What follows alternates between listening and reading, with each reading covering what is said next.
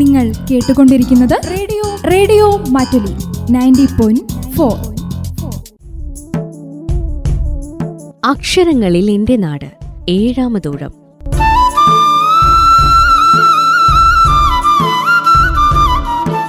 വായനാ പക്ഷാചരണത്തിന്റെ ഭാഗമായി വയനാട് ജില്ലാ ലൈബ്രറി കൗൺസിലിന്റെ നേതൃത്വത്തിൽ റേഡിയോ മാറ്റുലിയുടെ സഹകരണത്തോടെ നാടിനെ അടയാളപ്പെടുത്തിയ കൃതികളെയും എഴുത്തുകാരെയും പരിചയപ്പെടുത്തുന്ന പരിപാടിയുടെ ഏഴാമത് ഊഴമാണിത്. എഴുത്തുവഴികളിലൂടെ അനേകർക്ക് ദിശാബോധം നൽകിയ എഴുത്തുകാരും വായനയെ ജീവതാളമാക്കി മാറ്റിയ ഗ്രന്ഥശാല പ്രവർത്തകരുമാണ് ഈ ഊഴത്തിൽ നമുക്കൊപ്പം എത്തുന്നത്. നിർവഹണം ഷാജൻ ജോസ്. നിർവഹണ സഹായം സുധീർ PK.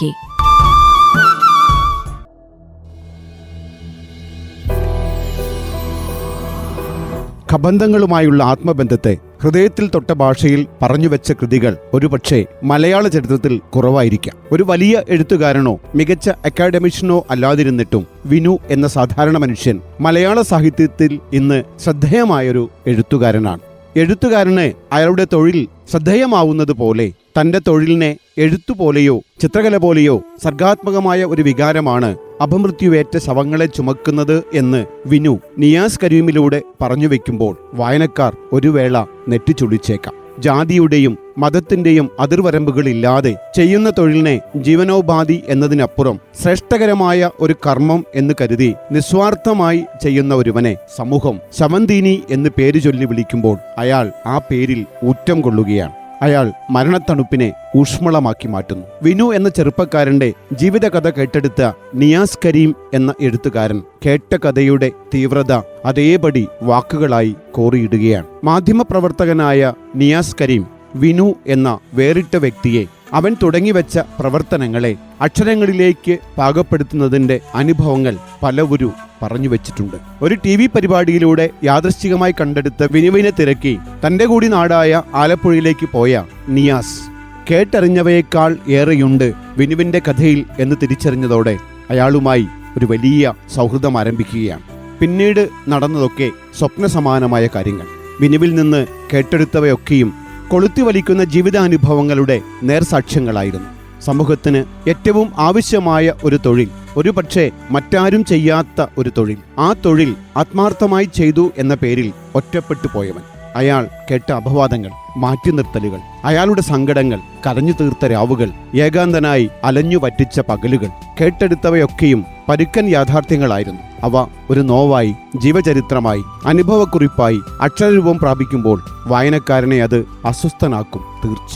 കാലത്തിന്റെ പരുക്കൻ നേരുകൾ പാകപ്പെടുത്തിയ ഈ കൃതി നമുക്കായി ഇന്ന് പരിചയപ്പെടുത്തുന്നത് വായനയെ ജീവിതക്രമമാക്കി മാറ്റിയ അരുൺ വടക്കേ വീടാണ്. പുസ്തകങ്ങളുടെ ലോകത്ത് ജീവിക്കുന്നത് കൊണ്ടാവാം ഈ ലൈബ്രറിയന് പുസ്തകങ്ങളും അവയുടെ കർത്താക്കളും എക്കാലവും ഏറ്റവും വലിയ ബലഹീനതയാണ്. അംബേദ്കർ മെമ്മോറിയൽ ഹയർ സെക്കൻഡറി സ്കൂളിലെ മുൻ ലൈബ്രറിയനായിരുന്ന അരുൺ മികച്ച ഗ്രന്ഥശാല പ്രവർത്തകനും നല്ലൊരു സാഹിത്യ വിമർശകനുമാണ്. യുവത്വം ഗൗരവമായ വായനയിൽ നിന്ന് അകന്നു പോകുന്നു എന്ന് പറയുന്നവർക്കുള്ള മറുപടിയാണ് ഈ നാട്ടിൻ പുറത്തുകാരൻ. അരുണിന്റെ ശബ്ദത്തിൽ വിനുവിന്റെ ജീവിതാനുഭവങ്ങളെ നമുക്ക് വായിച്ചെടുക്കാം. ഇതൊരു പക്ഷേ നിങ്ങളെ അസ്വസ്ഥപ്പെടുത്താം. എങ്കിലും വിനുവിലേക്ക് നിയാസ് കരീമിലൂടെ, അരുണിന്റെ വാക്കുകളിലൂടെ. വായന കൊണ്ട് എന്താണ് നമ്മൾ നേടുന്നത് എന്ന ചോദ്യത്തിന് വായിക്കുന്ന ഒരാൾ തൻ്റെ ജീവിതത്തിന് അപ്പുറത്തുള്ള ജീവിതങ്ങൾ ജീവിക്കുന്നു എന്നതാണ് ഉത്തരം. നമ്മൾ ഒരിക്കൽ പോലും ആലോചിച്ചിട്ടില്ലാത്ത ഒരു തൊഴിൽ ചെയ്യുന്ന ഒരാളുടെ ജീവിത കഥയാണ് ഇന്ന് പുസ്തകാവതരണത്തിൽ വരുന്നത്. മരണക്കൂട്ട്, ഒരു ശവം വാരിയുടെ ആത്മകഥ.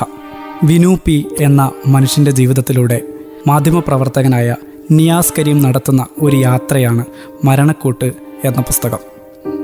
അഴുകിയതും അനാഥമായതും അപമൃത്യു സംഭവിച്ചതുമായ ശവശരീരങ്ങളെ അവസാന യാത്രയൊരുക്കാനായി ജീവിതം ഒഴിഞ്ഞുവെച്ച ഒരു മനുഷ്യനെക്കുറിച്ച് കേട്ടിട്ടുണ്ടോ?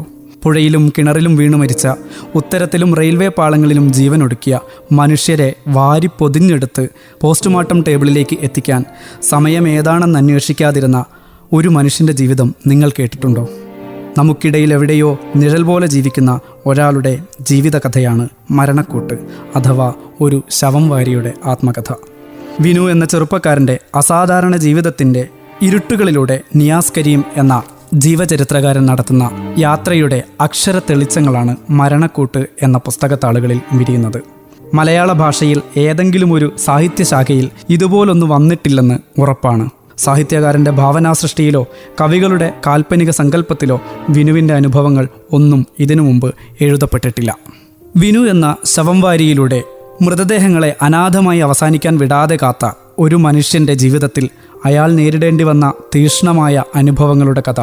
വായിക്കുമ്പോൾ തന്നെ ഓക്കാനം വരുന്ന അനുഭവങ്ങളെ ചേർത്തെഴുതിയൊരു ആത്മകഥ. അതാണ് മരണക്കൂട്ട്. അവഗണനയുടെയും തിരസ്കാരത്തിൻ്റെയും ദുരനുഭവങ്ങളുടെയും തീക്ഷ്ണത ഓരോ അധ്യായത്തിലും അനുഭവപ്പെടും ഇതിലൂടെ സഞ്ചരിക്കുമ്പോൾ. ഹൈസ്കൂൾ വിദ്യാഭ്യാസ കാലത്ത് സ്വന്തം കൂട്ടുകാരൻ്റെ ജഡം പുഴയിൽ നിന്ന് വലിച്ചെടുത്തപ്പോഴാണ് വിനു ആദ്യമായി ഒരു മൃതദേഹത്തെ തൊടുന്നത്. അഴുകിത്തുടങ്ങിയ കൂട്ടുകാരൻ്റെ കാലിൽ പിടിച്ച് വലിച്ചപ്പോൾ അയാൾക്ക് അറപ്പൊന്നും തോന്നിയില്ല. പിന്നീടൊരിക്കൽ റെയിൽവേ പാളത്തിൽ നിന്ന് തെറിച്ചു വീണ രക്തമുണങ്ങാത്ത കൈ പോലീസിനെ ഏൽപ്പിച്ചപ്പോൾ അവന് കിട്ടിയ അഭിനന്ദനമാണ് പഠിക്കാനേറെയൊന്നും മിടുക്കില്ലാതിരുന്ന അധ്യാപകരോ മാതാപിതാക്കളോ നല്ല വാക്കുകളൊന്നും പറഞ്ഞിട്ടില്ലാത്ത വിനുവിന് കിട്ടുന്ന ആദ്യത്തെ അംഗീകാരം. അംഗീകരിക്കപ്പെടുക എന്നുള്ളത് ഏതൊരു മനുഷ്യൻ്റെയും, അത് കുട്ടിയായിരിക്കുമ്പോഴായാലും ശരി, അതല്ല വലിയ ആളായിരിക്കുമ്പോഴായാലും ശരി, ഏവർക്കും കിട്ടുന്ന ഒരു വലിയ കാര്യമാണ്. പലപ്പോഴും കുട്ടികൾക്ക് അതൊന്നും കിട്ടിയിരുന്നില്ല. പക്ഷേ വിനുവിന് ജീവിതത്തിൽ ആദ്യമായി കിട്ടിയ അംഗീകാരങ്ങളിൽ ഒന്ന് ഈ രക്തമുണങ്ങാത്ത കൈ നേരെ എടുത്ത് പോലീസിന് കൊടുക്കുമ്പോഴായിരുന്നു. റെയിൽവേ പാളത്തിനടുത്തായിരുന്നു വിനുവിൻ്റെ വീട്. ആ റെയിൽവേ ട്രാക്കിൽ നിന്ന് ട്രെയിൻ ഇടിച്ച ഒരു മൃതദേഹത്തിൻ്റെ കൈ തെറിച്ചുപോയി. ഇദ്ദേഹം നടക്കുന്ന വഴിയിൽ വീഴുകയും അവിടെ നിന്ന് അതെടുത്തു കൊണ്ടുപോയി പോലീസിന് കൊടുക്കുകയാണ് ചെയ്തത്. അന്ന് ശവമെടുക്കാനെത്തിയ ആളുകൾക്ക് പോലീസുകാർ പോലും കൊടുക്കുന്ന ബഹുമാനം കണ്ട് അവരോടൊപ്പമായി പിന്നെ വിനുവിൻ്റെ സഹവാസം. പോലീസിനെ ശവമെടുക്കാനൊക്കെ സഹായിച്ചിരുന്ന ഒരു കൂട്ടം ആളുകളുണ്ടായിരുന്നു ആ നാട്ടിൽ. അഡ്രസ് ഇല്ലാത്ത, താമസിക്കാൻ ഇടമില്ലാത്ത, കഴിക്കാൻ ഭക്ഷണം എന്തെന്ന് ആലോചിക്കാത്ത കുറേ ആളുകളായിരുന്നു അവർ. അവരെ വിനു ആശാന്മാർ എന്ന് വിളിച്ചു തുടങ്ങി. ശവമെടുക്കുന്ന ഈ ജോലി എത്ര ബുദ്ധിമുട്ടേറിയതാണെന്ന് പിന്നീടുള്ള ഓരോ അനുഭവങ്ങളിലൂടെയും വിനു പഠിച്ചെടുക്കുന്നു. അയാൾ വളരും തോറും ഈ ജോലിയോടുള്ള ആത്മാർത്ഥത കൂടിക്കൂടി വരികയാണ് ചെയ്തത്. പക്ഷേ പോകെ പോകെ സമൂഹം അയാളെ മാറ്റി നിർത്താൻ തുടങ്ങി. ശവംവാരിയെ വീട്ടിൽ കയറ്റാൻ ആർക്കും ഇഷ്ടമല്ലല്ലോ. ഭക്ഷണം കഴിക്കാൻ ഹോട്ടലിൽ പോലും കയറ്റാത്ത തിരസ്കാരം. അപ്പോഴൊക്കെ പോലീസുകാർ നൽകിയ പിന്തുണയാണ് വിനുവിന് ആശ്വാസമായത്. അവർ നൽകുന്ന ഭക്ഷണമാണ് വിനുവിൻ്റെ വിശപ്പടക്കിയത്. പോസ്റ്റ്മോർട്ടം ടേബിളിലെ അനുഭവങ്ങളും അപമൃത്യു നടന്ന സ്ഥലങ്ങളിലെ സംഭവങ്ങളുമെല്ലാമായി ഇതുവരെ നമ്മൾ ആരും അറിഞ്ഞിട്ടില്ലാത്ത ഒരു ജീവിതത്തെ അടയാളപ്പെടുത്തുകയാണ് ഈ പുസ്തകത്തിൽ. ഓട്ടോറിക്ഷ ഡ്രൈവറായും ആംബുലൻസ് ഡ്രൈവറായുമൊക്കെ ജീവിതം പിടിച്ചു കയറ്റാൻ ശ്രമിച്ച അയാൾക്ക് പക്ഷേ അതിനൊന്നും സാധിച്ചില്ല. ഓട്ടോ പാർക്ക് ചെയ്യാൻ സ്റ്റാൻഡിലോ റോഡിലോ സ്ഥലം അനുവദിച്ചുമില്ല. എന്നാൽ അതിലൊന്നും തൃപ്തി കിട്ടിയില്ലെന്നു മാത്രമല്ല, ദുരനുഭവങ്ങൾ അയാളെ മടുപ്പിച്ചു. പലപ്പോഴും വിനു ഓട്ടോ എടുത്ത് പല സ്റ്റാൻഡുകളിൽ ഓട്ടോ ഓടാൻ വേണ്ടി ഇട്ടു. പക്ഷേ ശവംവാരിയാണ് എന്ന ഒറ്റ കാരണം കൊണ്ട് അവിടെ ആരും അയാൾക്ക് സ്പേസ് കൊടുത്തില്ല. പിന്നീട് അയാൾ പോലീസ് സ്റ്റേഷൻ്റെ മുൻപിൽ ഓട്ടോറിക്ഷ ഇട്ട് ഓടിക്കാൻ തുടങ്ങി. അവിടെ ആരും അയാളെ തടയാനൊന്നും ഉണ്ടായിരുന്നില്ല. പക്ഷേ ഈ ചെയ്യുന്ന ജോലിയിലൊന്നും വിനു തീരെ തൃപ്തനും ആയിരുന്നില്ല. അങ്ങനെ വിനുവിന് ഒരു വിവാഹം ശരിയാവുകയാണ്. കള്ളം പറഞ്ഞ് നടത്തിയ വിവാഹബന്ധം പക്ഷേ ഇല്ലാതായതോടെ വിനുവിൻ്റെ ജീവിതം വല്ലാതെ മാറിപ്പോയി. വിനുവിന് നല്ല സുഹൃത്തുക്കളാരും ഇല്ലാതെയായി.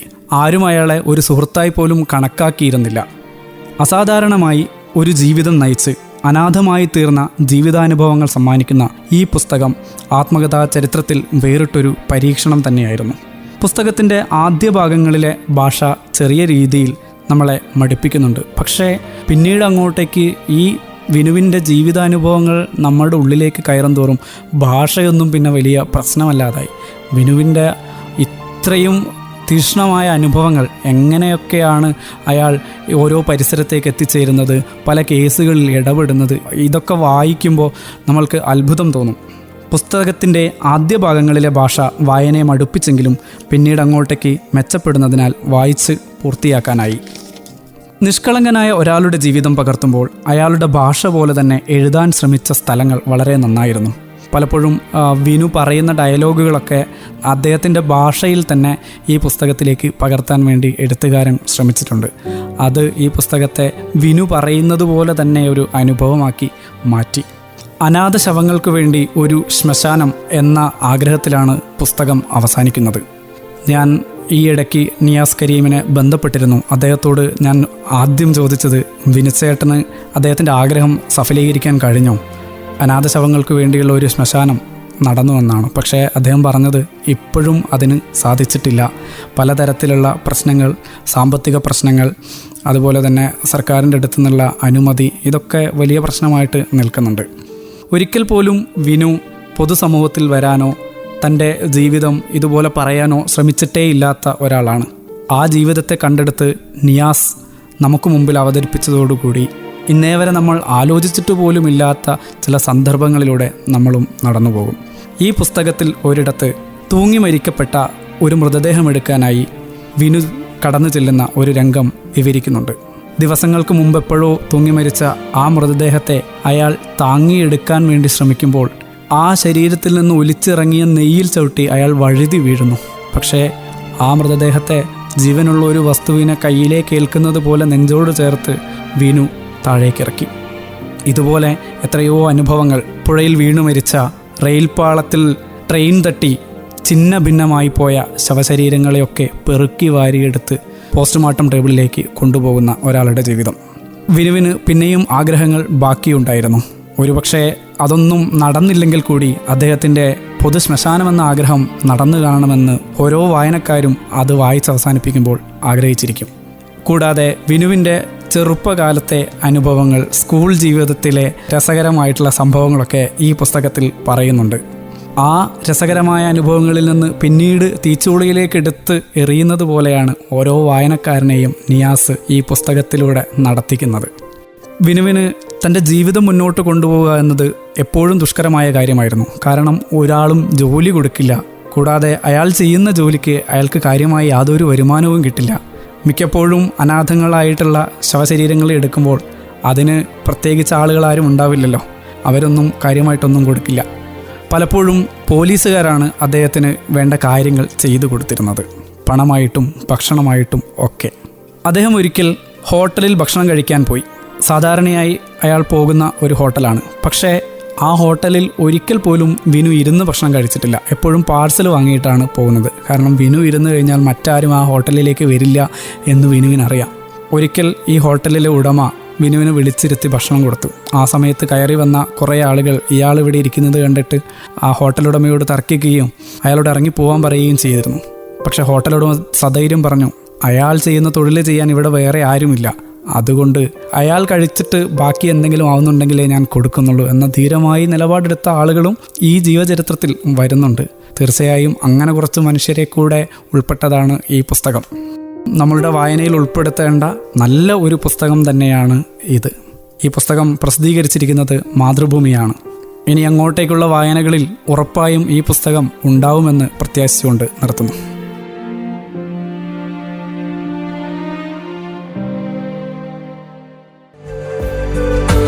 അക്ഷരങ്ങളിൽ എൻ്റെ നാടിൻ്റെ അടുത്ത അധ്യായത്തിൽ ജൂൺ 21 മലയാളത്തിൻ്റെ സമകാലീന വായനാ ചരിത്രത്തിൽ ഏറ്റവും അധികം ആളുകൾ വായിച്ചെടുത്ത ബാബു അബ്രഹാമിൻ്റെ കമ്പിളിക്കണ്ടത്തെ കൽഭരണികൾ എന്ന കൃതിയെ ഗ്രന്ഥശാല പ്രവർത്തകയും അധ്യാപികയുമായ ആലീസ് ജോസ് അവതരിപ്പിക്കും.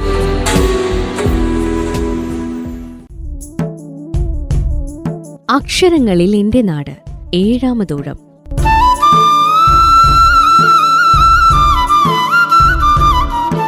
വായനാ പക്ഷാചരണത്തിന്റെ ഭാഗമായി വയനാട് ജില്ലാ ലൈബ്രറി കൗൺസിലിന്റെ നേതൃത്വത്തിൽ റേഡിയോ മാറ്റുലിയുടെ സഹകരണത്തോടെ നാടിനെ അടയാളപ്പെടുത്തിയ കൃതികളെയും എഴുത്തുകാരെയും പരിചയപ്പെടുത്തുന്ന പരിപാടിയുടെ 7ാമത് ഊഴമാണിത്. എഴുത്തുവഴികളിലൂടെ അനേകർക്ക് ദിശാബോധം നൽകിയ എഴുത്തുകാരും വായനയെ ജീവതാളമാക്കി മാറ്റിയ ഗ്രന്ഥശാല പ്രവർത്തകരുമാണ് ഈ ഊഴത്തിൽ നമുക്കൊപ്പമെത്തുന്നത്. നിർവഹണം ഷാജൻ ജോസ്. നിർവഹണ സഹായം സുധീർ പി.കെ.